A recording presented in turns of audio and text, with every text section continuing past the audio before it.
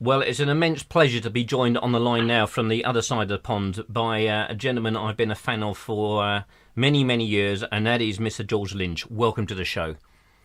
Thank you so much. I appreciate it. Well, you're another gentleman who's been incredibly busy lately, not only, of course, with the Sweet and Lynch album Only to Rise, but, of course, with the brand new Lynch Mob album Sun Red Sun as well. Yeah, that and a few others. Yeah. But yeah, that's what's on the plate at this moment. Yeah. I mean, how do you find the time to fit so many projects and albums in? Well, I've got plenty of time. I mean, I spend a lot of time sitting around doing nothing as well, believe it or not. So it's not like I'm just in the studio, 24/7 or anything. I mean, I love to be in the studio. I love composing and creating in the studio and playing with other people, and it's not like it's work. And I've learned to work pretty efficiently, so I can do things quicker than I used to. I mean, back in the old days, I'd spend a month in the studio just doing guitars on one record, a whole month, which is nice, to be able to take your time, but you can't really do that anymore. So now I can do things much quicker, more efficiently, so you do have to dedicate some time to these projects, obviously, but I love doing it. I mean, if I could, I'd probably churn out 10 records a year if it would make any sense. But not just to churn them out. I hate to say that, but just I'm getting to play different kinds of music and play with different people, which is really interesting and slightly challenging sometimes. Like I'm involved in this project called The Infidels with Angelo Moore, and he's the singer from Fishbone. Yes, indeed. And that is challenging for me because he's a genius, and he's musically very astute, and as is everybody in the band except me. I mean, Pancho Tomaselli from Tower and Power and War on bass, phenomenal musician. Chris Moore on drums, just a monster drummer. Angelo's playing keyboards and horns, and just writing all this crazy stuff. It's funk, it's progressive, it's rock, it's all over the map. It's very eclectic. And it's really challenging for me. So, stuff like that is it keeps me kind of on my game. As opposed to just kind of doing what I always do. Straight up hard rock stuff, which is, it's all challenging, I guess, but it's kind of stuff I feel safer doing and sort of comfortable with it. So I like making myself a little uncomfortable. So, have you ever considered doing a blues album? Seems to be sort of quite a lot of there seems to be a swap over at the moment. There's a lot of rock guitarists are sort of dipping into sort of blues rock side, and then obviously there's quite a few blues guitarists, and then going, as I call it, over to the dark side, as it were. It just seems to be something that over the last couple of years it seems to be happening more and more. Yeah, it's been happening for a long time. Gary Moore, Well, of course. That, Bonamasso, and everybody's got to show their blues side. Yeah, I mean, of course, it's definitely. I mean, blues is not something I dabble in. I mean, blues is what I grew up with, and what I listen to, and it's what I'm a student of, and it's sort of intrinsically a part of my playing. I mean, I'm basically just a glorified blues player. I really am. I mean, I've just stacked all this other stuff on top of it, but that's when it comes down to it. That's the foundation of my playing. So it's something that I would love to do and feel I should do, but again, it should make sense, as far as when I do it. That's the problem I have, is I kind of jump into all these different projects without thinking through, well, when am I going to release this, and am I going to tour on this? Is this going to make any sense business-wise? I don't really do that. I just kind of do things and then sort it out later. But I would like to do a blues record, but do it right, with the right people, and promote it correctly and market it correctly, and maybe go out and tour it, which be nice, because it's something I can't really do with a lot of these other projects I'm involved in this tour, which is very frustrating. Well, I mean, that's something that's come up. Speaking to a lot of people involved with projects, of course, it's tying everybody down to a time and a date when they can actually go out on tour. Because I mean, everybody seems to be busy either in their own bands or in a multitude of projects, and it just hits the alignment of the planets almost to get guys together. I mean, KXM, it was a miracle we even got that record done. We had to keep canceling, rescheduling, and it was touch and go. And even the initial 8 days that we, marked out on our calendar to actually get together was up until the day that we went into the studio was questionable whether it was actually going to happen. And then we got the green light that morning, and we all met at the studio. And, we worked really fast, obviously, but then at the end of the 8 days, we had to pack up, we had to leave, everybody had stuff to do. And when the dust settled, we're kind of like, well, you know what, we don't have enough songs. We hadn't written enough songs, recorded enough songs, so we had to go back. We had to find 2 more days, which was, it took us another month to find 2 more days, wow. Which was also very, touch and go. And obviously we pulled it off, and we wrote 2 more songs, which is what we needed to finish out the record. So imagine trying to tour on that, it's really impossible. So, and it's that way with just about every project I'm involved in. Even the Infidels, getting the Infidels together in the studio is very tricky. TNM's never been able to tour. We've had great offers and had to decline all of them. Justin Foreigner. They work at least 200 shows a year. My touring band is Lynch Mob. Lynch Mob can tour, and we are going to be touring this year. We have dates. Well, Lynch Mob is one band that is still on my bucket list, it has to be said. It's a band that I've been a fan of since the first album and has still not had a chance to see. So I'm going to put my begging hens out now and say, please come over to the UK with Lynch Mob, because we would love to see you guys. Yeah, we're actually the only place we're going in Europe this year that I know of so far is Italy in April. And other than that, we could have toured a little more extensively over there, including the UK, but our bass player had prior commitments, had to be in Moscow the week before that, and the drummer had work to do a week after that, so we couldn't really book any other shows. And maybe we could have booked 1 or 2, but it wouldn't have been worth it. We also had a more extensive tour booked last summer, and doing I think 4 or 5 big festivals, Sweden Rock and Hellfest and other festivals like that, and a lot of shows in between. And we had a good I think 3-week, 4-week run over there, but we canceled it because there wasn't enough money there.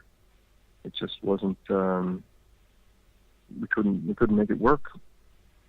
Well, I mean, this is a problem for most American bands. Is just the flights alone. I mean, people don't understand the cost of touring or what have you.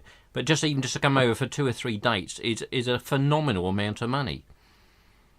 Oh well, yeah, we would never really be able to do that. We are coming over for 1 date because we're getting paid a reasonable amount of money, and we're not going to make a lot, but it will make something. And it's for the Frontiers Records show or festival, where they're calling it. I think it's I was actually at the first one last year. It is actually. Unfortunately, I can't go this year because it's too close to Monsters Rock Cruise, so I can't squeeze that much time off work, unfortunately. But it's got to be said that the venue for the Frontiers Rock Festival, I believe it's still in the same venue, is actually a really great venue, and there was an awful lot of British contingent over there anyway. It's just a great venue. It's on the outskirts of Milan, but it's sort of almost in an industrial area. This club, but when you get in, it's great. It's a decent stage, decent layout, and it certainly was packed last year. Oh, perfect. Well, good.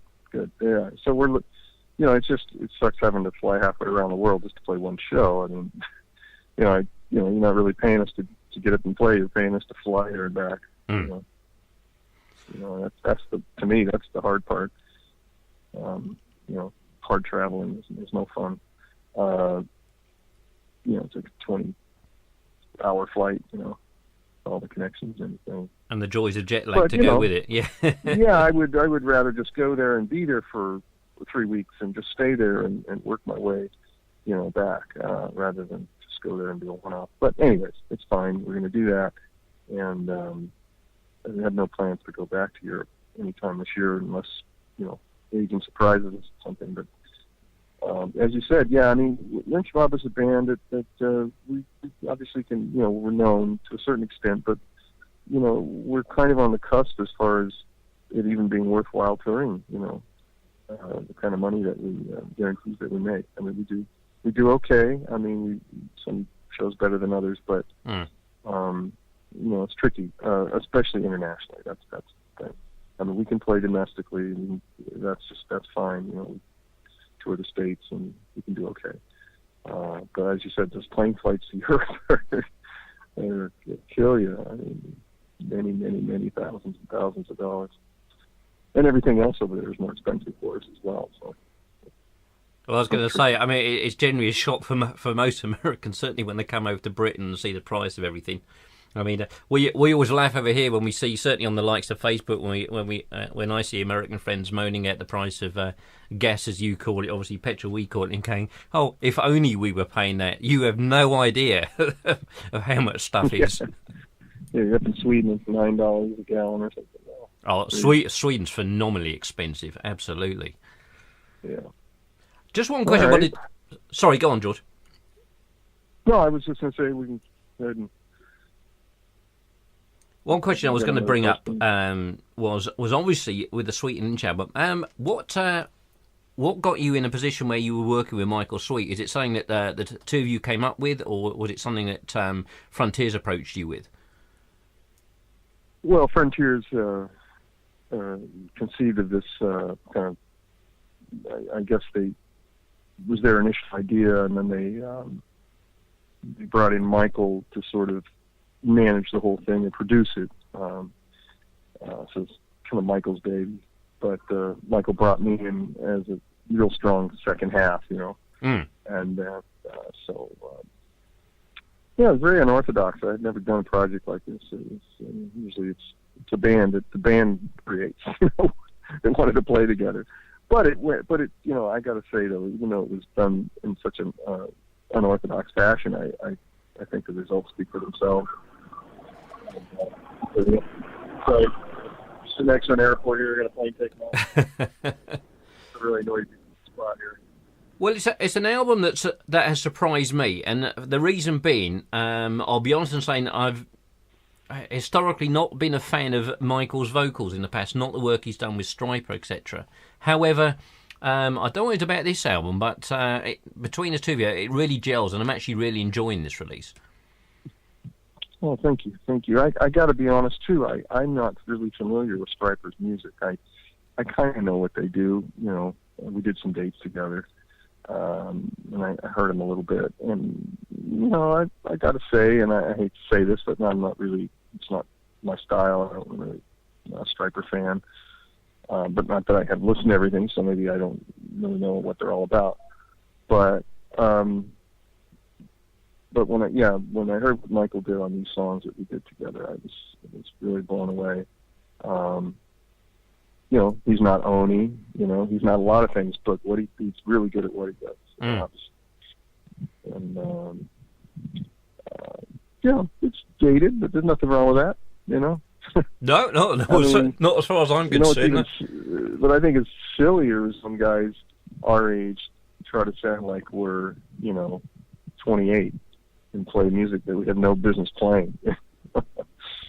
Trying to play some kind of new metal stuff that really is not what we do, just to try to stay current, And, it's one thing to I think there's a distinction to be made between dabbling in something and genuinely, like I listen to new music and I love it, all kinds of music, and all those elements sort of filter, probably trickle down into stuff I write here and there. But I'm not gonna like say, oh God, I'm gonna turn into Meshuggah overnight or something. Just so, but to do something that we're drawing from our past, I think is genuine. It's just doing it in a way that isn't laughable is sometimes tricky. And because you gotta admit, in the '80s there's a lot of crap. There's a lot of bad music. I liked Rat. I always thought Rat was cool. I loved listening to their stuff, and some of the Dawkins stuff was cool. But there was just a lot of just stuff that was just you wouldn't want to reproduce.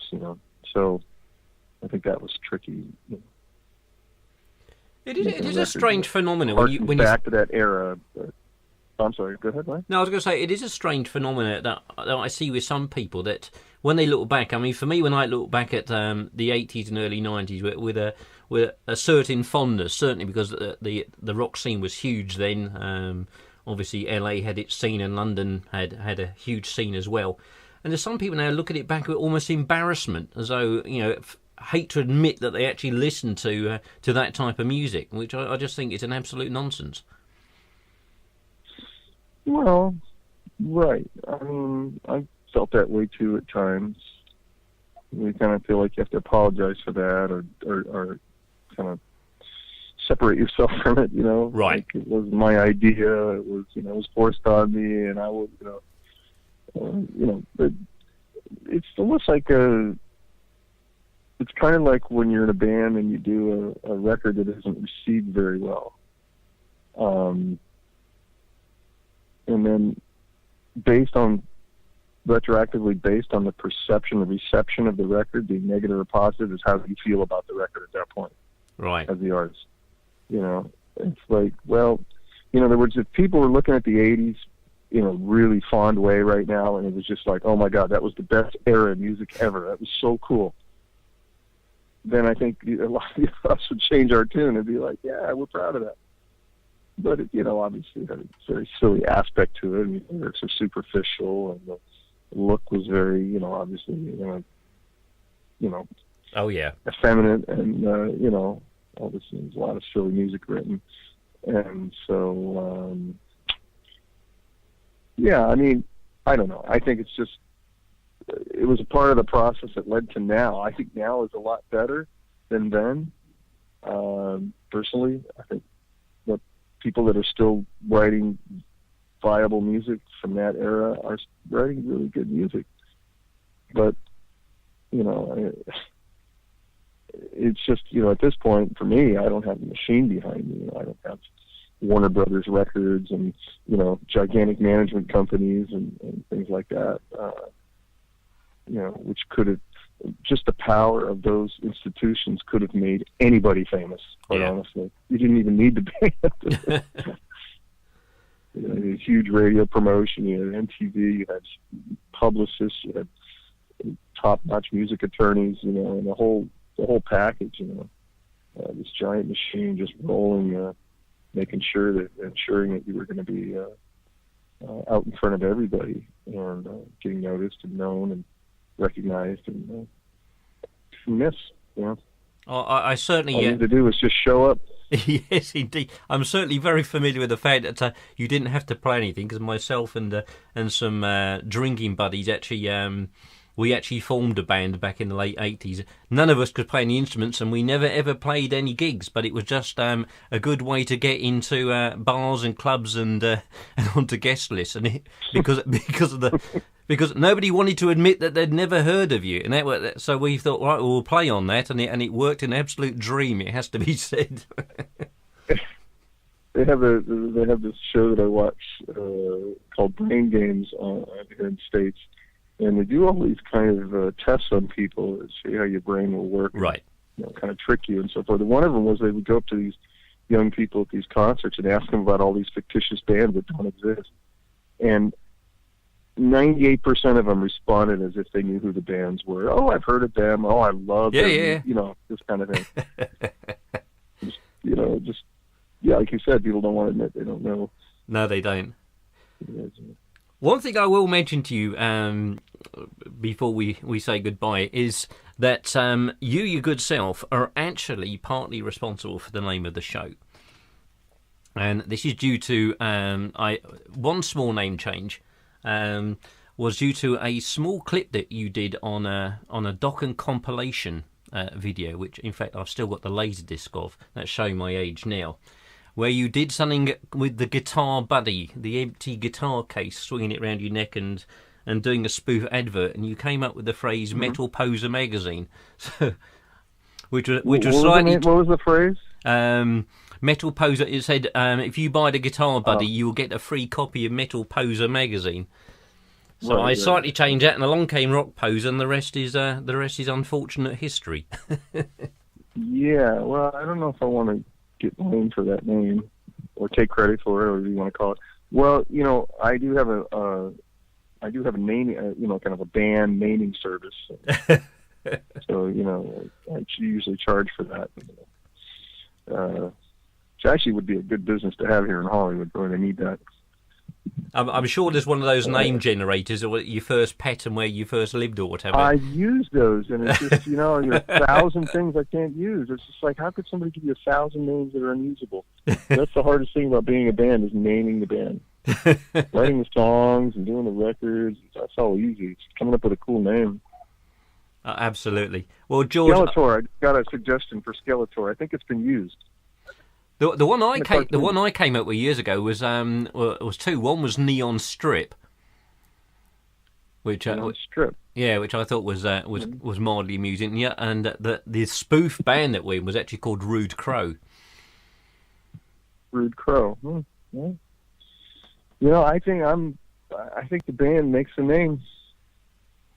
I think it does. It's a really bad name, and if it's a cool band, the name doesn't really, it sort of becomes cool. And I guess the trick is to find that no one else is using that name, because that's always it, and then having to do a name change or add UK or something on the end. Right. Yeah. Actually, I do really like the Infidels, which is one of my projects. I really like that name. I have another project called Unimog, which I don't know if that name is really end up being the name we use, but it's our kind of working title for the project. Okay. Which is pretty. Yeah, but the Infidels, I think, is pretty awesome. That rolls off the tongue nicely. Yeah. I paid extra for that one.